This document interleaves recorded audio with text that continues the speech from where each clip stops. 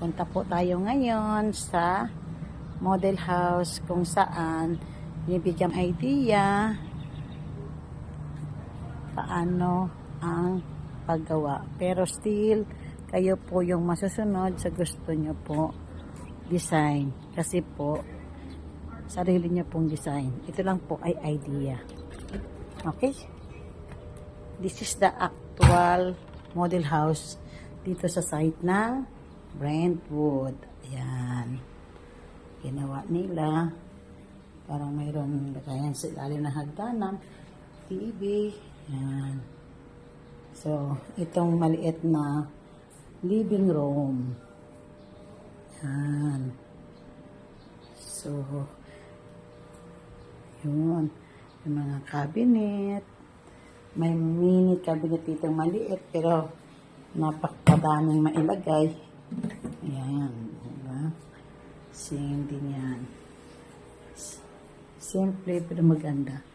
Yung mga cabinet niya. Ganda.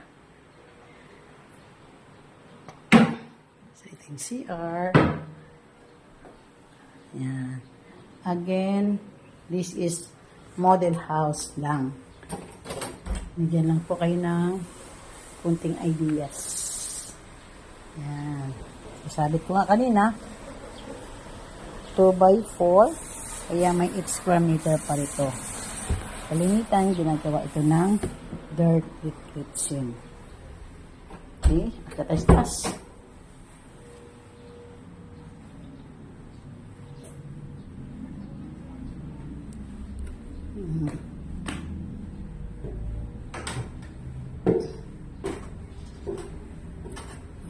Lagyan nila ng cabinet. Ayan.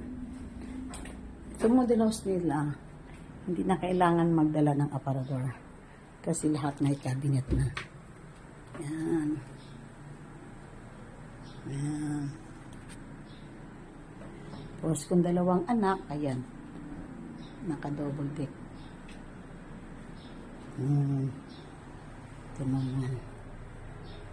Living room. May cabinet din dyan. Okay. Kompleto.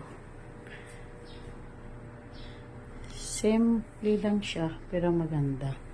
Kasi, yung amount nito is only 968 up. So, ano naman ang i-expect kasi natin yung malaking floor area. Kung ang binibili po natin ay less than 1 million lang.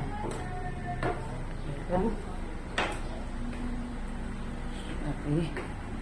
Salamat!